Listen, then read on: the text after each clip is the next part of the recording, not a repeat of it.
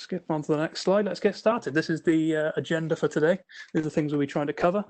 Bit of an introduction to CCS, who we are and what we do. Many of you will know all about us, so we won't dwell on that too long. What is tail spend? We'll briefly note where and how this fits within organization spend profiles. What is the difference between the marketplace, aka the tail spend solution we're here to talk about today, and other CCS digital projects, past, present, and future, and where this kind of fits in against those things. The opportunity that tail spend presents for you, an overview of the current capabilities in the supply market. As you'll see, we're looking for this to be largely delivered by a yet to be selected third-party private sector supplier. We'll talk about the results of our customer engagement so far. Our team has spoken to and received a lot of feedback from many customers, and we want to let you know how that shaped our thinking to this point. We'll talk you through how the marketplace will work, though it's still very early days in the process, and we'd appreciate any feedback that we can get from you off the back of this talk. And there's going to be a lot of different ways to do that, and we'll talk you through that as we go through the presentation. Bit of a COVID-19 update, but there's an elephant in the room there that needs to be mentioned. How does this change things for us? And what's in it for you? What will the marketplace aim to deliver, and how could it help you to deliver on your own organization's objectives? And finally, I'll try and give you some sort of indicative project timelines, as long as you promise not to hold me to them. Okay, so on to the next slide. Yeah, just people asking in the chat if we can send on the recording at the end, of course. Yeah, we'll send it to everybody that's signed up for today, so we'll definitely do that. So Crown Commercial Services, who are we and what do we do?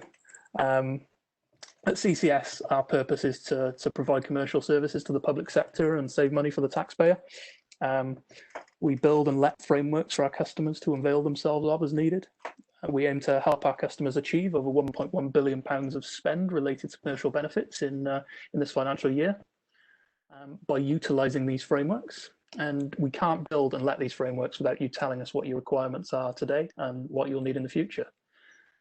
We used to just talk about savings. As you can see, we now talk more about commercial benefits because there's so much more value that we can add than just sort of price savings.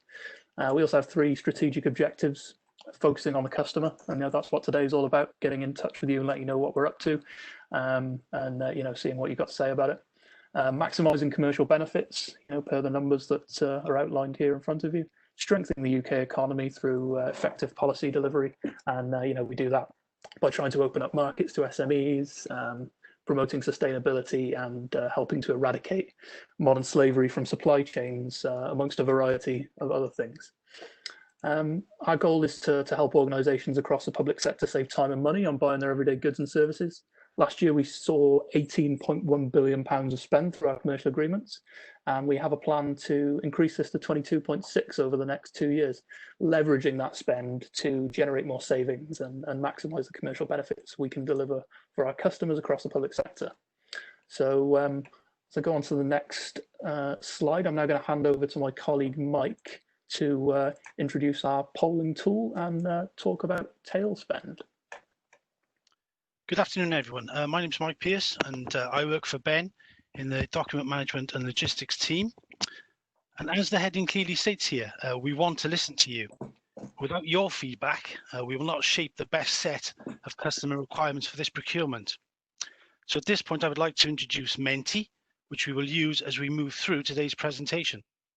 The polling tool is really easy to use. Hope you've used it before. It'll allow us to try and build some interaction into the webinar. You don't need to download anything, no software, no apps, but you will need to log into Menti through any device you're not currently using to watch the webinar, for obvious reasons. So a mobile phone would be perfect. The address for logging in is on the slide, www.menti.com. You enter the presentation passcode, 417932, and answer the question. It's simple as that. That would allow us to share the results with you interactively. And also we can utilize the feedback moving forward to better inform our procurement strategy. I will take a pause here so that you can log into Menti and hopefully answer the first question. And I'll just repeat those instructions for you all. It's menti.com. Enter the presentation passcode 417932 and answer the question, and we'll wait for the result. The question is, what is the weirdest product you have ever had to procure? There's no right or wrong answers here, so please share the weird and wonderful. We have come across some very strange answers in the past, including laser pointers, nappies, Fitbits and sunglasses. So we'll see what we can come up with now.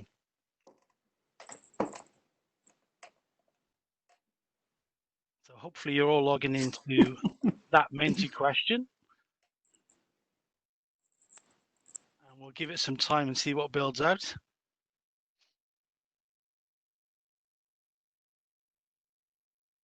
Can you see that, Mike, building up on the screen? I can indeed, yeah. I really like whoever's chosen. So if anybody's asking what the number is, you can see it just at the top there, the 417932. Just at the top of the Menti screen. Handily, it is on this screen too.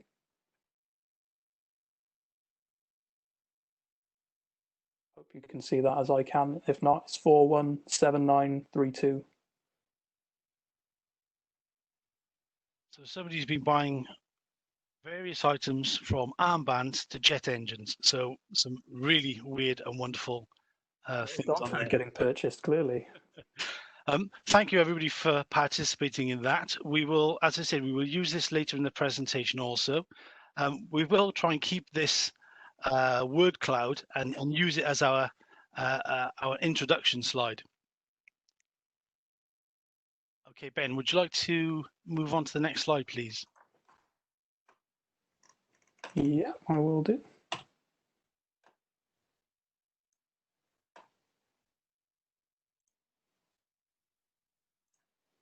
There we go. Thank you. Okay, let's move back into the presentation and look at tail spend and its background. The name does actually come from the graphical view where the small amounts of spend across many suppliers look very similar to an animal's tail. My youngest daughter has informed me with great authority, as she's always correct, that this is a Stegosaurus's bottom. I'm not sure if I can agree with that. It looks more like maybe a Diplodocus, but I'll leave it to your imagination to work that one out. As you will see on the slide, 80% of an organization's spend on the left is usually placed with the 20% of managed suppliers. And conversely, the final 20% of spend is placed with the other 80% of suppliers. This generates disproportionate invoice administration for this area of spend. Long tail spend is generally classed as low-value products purchased in an ad hoc manner by members of staff outside of an organization's more formal procurement practices. For example, this could include school purchasing stationery to meet a specific short-term need, or a local authority buying camera equipment and accessories. It is often invisible until it appears in an organization's end-of-year accounts and can cause significant budget pressures if not controlled properly. The CCS's proposed tail spend solution, or the marketplace, services are currently excluded, and this reason is for simplicity, but we may decide to include services in the future. If we could go to the next slide, please, Ben.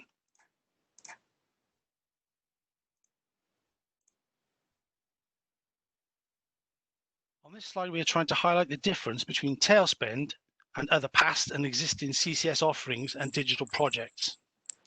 Previously, we've worked with Crown Marketplace, which looked to digitalize a small number of frameworks. Currently, we see some individual categories with successful digital offerings, for example, the Digits tool or platform for corporate travel.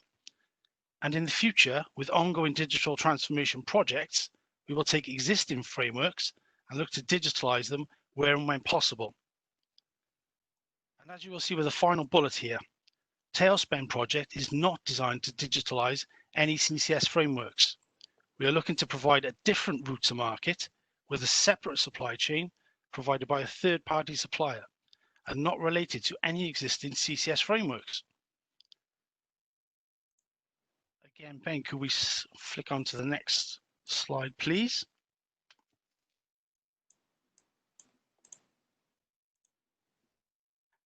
Okay, The opportunity. What does this consist of in our eyes? The team have been working hard to find data highlighting the opportunity, but by the very nature of tail spend, it is very difficult to find accurate data. I've spent days and days trawling through customer reports, departmental reports, ONS data, and invoicing reporting tools. However, some examples of initial tail spend figures from wider public sector have been included here. These figures represent the final 20% of spend on just products within these organizational categories. And addressing even a small slice of each organization's spend will drive success. And the more organizations that participate, the greater the spend-related commercial benefit and potential savings can be realized. Industry estimates vary here. You can save around 3% on individual product costs, but potentially up to 12% on other efficiency gains. And these can include reducing high volume invoice administration and reducing time spent managing and handling these invoices. For example, if a set of previously generated 20 invoices for a diverse set of products were to be wrapped up in just one invoice. Pre-qualified suppliers, reducing procurement administration, saving time finding and ensuring a supplier can be used. Improving the proportion of spend under management and improving governance and reducing risk. And finally, customers can create and utilize curatable data. Curatable data will allow the procurement teams to switch off certain products or categories and control who can buy what. And I'd like to hand back to Ben now for the next few slides. Thank you, Mike. So, based on our engagement to date, this is kind of an overly simplistic view of how we see the tail spend market, if you can say that there is a tail spend market per se. The market for solutions like this is diverse and often populated by companies that don't look much alike, who provide very different solutions. So it's kind of difficult to categorize them effectively. So this has to be taken somewhat with a pinch of salt. To contextualize this, the main aim of our tail spend solution, as we kind of touched upon already, is to find a home for things that don't naturally sit on a framework. Usually off-contract spend, ad hoc is a word that you'll hear a lot today. Goods that aren't more appropriately purchased through a traditional agreement, perhaps niche items. The current market, as we see it, is made up of software platforms enabling purchase to pay, catalogs and online catalogs, procurement consultancies, including buying desks, and what we would define as marketplaces that provide both the software and the supply chain, though appreciate that the terminology is tricky and means different things to different people here, but that's what we mean. All of these things have their benefits, but there are some reasons why we think a marketplace may be most suitable. Just to click on to the next slide to tell you about those. So, a marketplace providing a compliant route to market for diverse ad hoc purchases could also provide a dynamic, pre-qualified to some degree or another, and extensive supply base without the need to bring your own suppliers and plug them in. It can therefore service an extremely diverse, low volume, low spend goods requirements simply.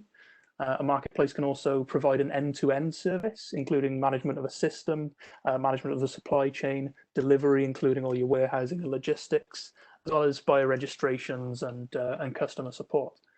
A marketplace, again, as we see it, could also be a single contracting entity so that your invoices come from one place and issues are managed in that same place.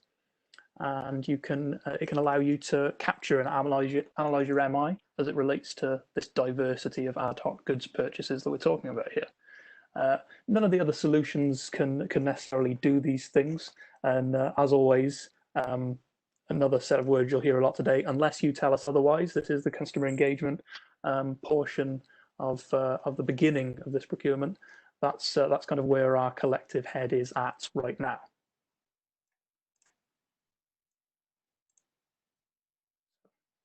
I'm just going to click onto that next slide and pass back over to Mike. Thanks, Ben. As you can see on the slide here, we've gathered feedback from many organisations across wider public sector and central government. This feedback's been collated, and some of the most important elements are laid out in current priority order. However, we would really appreciate your feedback on your requirements during today and after today's webinar. If we quickly walk through these bullet points, speed and ease of use has been requested by almost every customer we've engaged with to date. This will keep administration costs down and should enable much greater engagement with the marketplace. And as Tail is made up of many different products, without diversity, it is much harder to address the issues that tail spend generates. No organisation wants to drive up costs, so one of our goals is no cost for accessing the marketplace. Improved governance will reduce both cost and risk, improving process, the approvals route, and enabling curatable data. Again, the ability to turn off or on certain categories where you can control who can buy what within your organisation. Contracting with a single point, whilst retaining a competitive market, reduces complexity and will simplify the customer journey. And corporate social responsibility or social value is a key element of many organisations' behaviour and planning.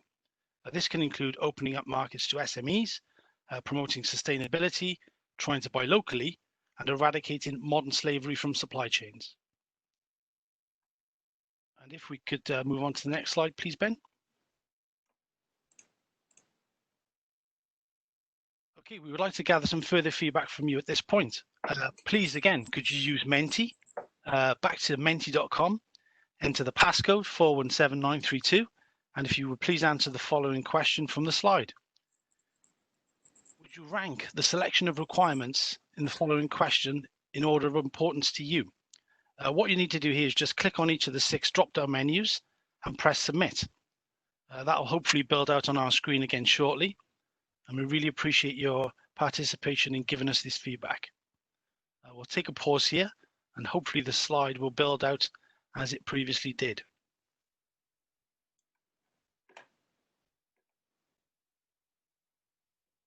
Okay. And again, just for everybody who's not used Menti before, just log on to menti.com, put the passcode in 417932, answer the question. You'll see below the question 6 drop-down menu items.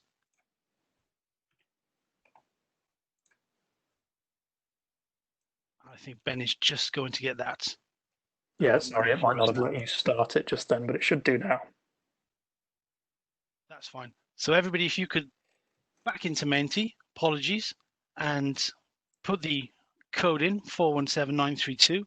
The question will now be there, and you can choose which of these requirements. Yeah, and now we see them building out.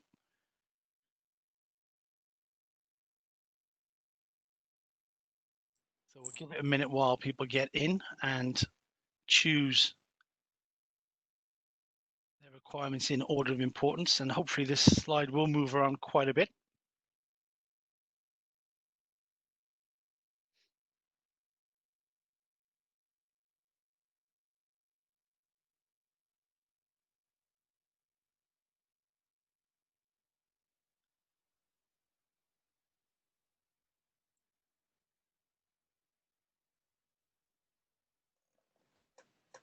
Well, that's kind of moved somewhat, but I think mainly it's in the same order as as we had currently. It looks pretty similar. Yeah, we've obviously speed and ease of use is very fundamental. Product diversity very necessary to making any solution like this work. Yeah, very interesting. You know, I don't want to. Obviously, we're going to make sure that corporate social responsibility. We've got lots of great ideas for things that we can include in the solution at this stage. But you know, obviously, we'll need to build that out as we move along. We're very early in the process at the moment, but doesn't mean we'll be focusing any less on that. But we see it kind of at the bottom of the list. But really good to know what it is that's important to you guys. Thank you very much for that. Just wanted to mention at this point, we also have a survey that everybody can complete. And you can also put feedback within the survey, which can help us build the requirements out further. Yeah, this is all great. Any kind of additional quantitative information we can get on top of the kind of one-on-one meetings that we'll be having with guys and a bit with individual customers, and there'll be more calls to come and engage on that kind of stuff later if you would like to. That's brilliant. Shall we leave it at that for now? Yeah, thank you everybody for sharing and completing that Menti question. Apologies, it was a little bit delayed. Okay. Okay, Ben, if you could move on to the next slide when you're ready, please. There we go. Thank you. Ben mentioned earlier the elephant in the room. Obviously, we're in the midst of this pandemic, but what does it mean for the CCS tailspend solution? Actually, it's more relevant than ever. With new working environments and ways of working being adopted, automation has never been more important. Availability, efficiency, and flexibility and in ad hoc purchasing is also increasingly important. Supplier reports suggest an increasing demand for more automated digital solutions, such as tailspend management, to support customers in the new world. Operating with a more simplified digital solution will help mitigate future problems which could have significant effects on businesses that are not currently geared up to operate in this way. To quote one of our customers, with our new working environment, tackling ad hoc spend has never been more relevant. And with that, I'd like to hand back to Ben for the last few slides. Thank you, Mike. So I see lots of questions coming into the chat box. That's great. Please keep them coming. We might not be able to answer them all at the end. We might have to take them away, but we will definitely provide you, some answers off the back of this, and we'll provide them to everybody on the call so we can all get a bit clearer. And it's all really useful stuff for us to know, what you're thinking about in this world. So, what's in it for you with the marketplace? What is in it for the CCS customer? Some of these points we've already touched on, but let's try and just make things nice and clear as to what we're trying to do here. As well as a substantial product choice in one place, we aim to deliver supply chain diversity to support the weird and wonderful requirements of such a diverse public sector, as we saw at the beginning there, and to bring that spend into view and to help you get some control over it. What isn't available, we can look to add through an expanding marketplace. And naturally, the process for adding new products is something that's going to be really high on our agenda when we're speaking to suppliers about this. If we can replace things like the three quote process or the endless shopping around to find a route to market for something you wouldn't have a contract for something unusual, with a simple system that also works for most ad hoc items, the efficiency gains are clearly going to be great. And with a dynamic marketplace, you should be able to do just that.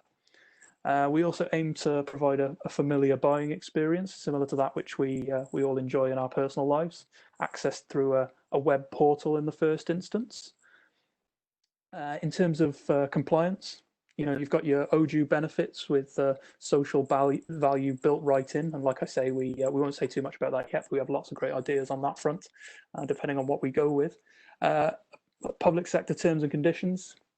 Supply chain assurance. Admittedly, I'm sure I've seen this question come up a couple of times already, and admittedly, supply chain assurance for something like this is probably going to be far more limited than we would usually be used to in the public sector, and that we would usually have with our traditional frameworks at CCS.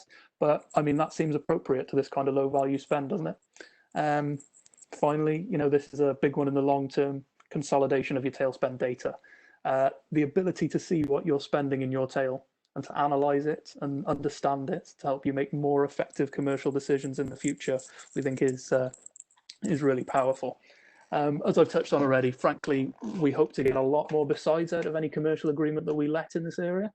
We've got some really great ideas about how we could deliver on the things customers are telling us are the most important to them. But we're very early in the process at the moment, so we're kind of up in the air as to exactly how and with whom we would deliver those. So we'll leave it at that for now and not say too much more about it. Just to give you a little bit of an idea in terms of indicative timelines. These are, again, to be taken with a pinch of salt, subject to change. We're very early in the process. We all know how things can move to the right in the public sector. The PIN was published, as you may have seen, in May 2020. Now, clearly the customer engagement webinar is today, but our customer engagement has been going on since, February, March, when we started talking to having meetings with customers about this. Obviously, that's COVID has put a little bit of a spanner in the works there, as we've all been variously seconded off to help with more important things. But it's all somewhat back to business as usual now, so we're getting going with this, and we think it's really important. We're eager to continue engagement, as we keep banging on about, with customers over the coming weeks and months. So if you do want to get in touch with us, we'd love to hear from you. All feedback is good feedback, whether it's good or bad. This solution's for you, so I really can't stress enough that we need you to continue to tell us what you want. The team's contact details will be provided at the end of the presentation. And the slides, by the way, will also be shared with you. I'm sure somebody's asked that. The invitation to tender is likely to be published in October of 2020. We hope to receive supplier bids in December of 2020, all being well. And our intention to award, it is our intention to award in Q1 of 2021. And you will note we're being specifically vague at this stage, purposefully vague, I should say, at this stage, as there wouldn't be much point in being more specific than that. As I say, we're sharing indicative dates with you now, but we're still in engagement stage, looking to produce our business case. So this is all very much subject to change. Please keep an eye on our website, where the dates will be published in due course, or just reach out to us at the following details, which I will just put up on screen now. There's our mailbox. If you want to get in touch with us and have a call with the team or anything like that, and kind of discuss what Tailspin means to you, and based on what we said today, that we're looking at what you could get out of it or not, and what you'd like us to be focusing on in this area, we're really happy to engage with whoever wants to speak to us. That being said, just to manage expectations, there's a lot of people on the call today, so if we do get a huge range of requests, we're quite a small team, so it may take us a little while to get to you. Same, I should probably say, for the questions and answers. I can see there's a huge amount in there. We're not going to be able to answer those today. We don't want to keep you all here all day, so I'll try and answer a few of those, and then we'll hang around at the end, export the chat, and we'll go through that with a fine-tooth comb, and we'll send the full set of questions and answers to everybody that signed up for the webinar today. So thank you for your interest and taking the time to listen to our presentation today. Contact details on screen there, and they'll be shared with you via email as well. We'll also be sending you a survey. If you haven't already completed one, they have been kind of out in our newsletters and things already. And again, we'll include that in the email to all participants. So again, that's more quantitative information that'll be really good for us. To help inform what we're doing. And I'll leave that up on screen while we have a look at the chat to see what questions there have been. Please send any more if you have any. I'll try to answer a few now. But likely I will need to take most of these away, so just bear with me a minute while I have a little flick through the chat. Some really positive comments in there, that's great.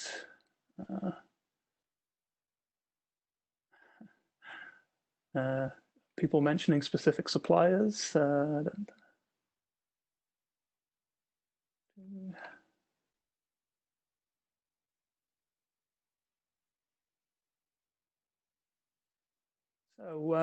yeah, one thing somebody's asked, again, we'll give you more full responses to this, and there's so much in here, I'm having trouble scanning through it, but somebody's asked, would the system, oh god, it's scanning away every time I try to read it out, would the system allow users to enter their cost codes, general ledger codes, into free type fields somewhere, so we know who to charge to internally when we get the invoice? Good question. I can't exactly fully answer that at this stage, but what I can say is we know some level of approvals, governance, and curatability is really important to customers. And we certainly want to be able to give you the ability to, as Mike said earlier on, kind of only allow certain people within your organization to see certain parts, certain products, decide which categories, which departments are allowed to purchase and things like that. We'd also like that to be kind of tied up with an approvals process, should you need one. But these are all kind of just ideas that we're exploring at the moment with the supply market as to who can do what. So what we're trying to get a grip on now is to which of these things are the most important to you that you would need in place to use something like this, so that we can require those of our suppliers if those are indeed are possible. So apologies, I'm not very well answered that question, but just to give you a bit of an idea of where our head is at with that stuff. Is there a risk that this becomes a leakage channel for non-tail spend? Yes, it is, to be honest about that. There's we would issue guidance around this, telling people what it is and isn't appropriate for. My personal preference would be to, kind of leave it open to customer choice as much as possible, and allow people to kind of not restrict them at a framework level as to what they can purchase, and let them do that at their own individual organizational level. We would obviously want to restrict certain stuff at the CCS level. We're not going to be letting anybody in the public sector purchase alcohol, for instance. Perhaps safety critical products we may wish to, to kind of keep out of reach as well. But there is potentially a risk there, but we kind of, we haven't exactly made a decision on that. We may wish to totally rule out certain categories because we just don't think it's appropriate for those things to be purchased through a solution like this.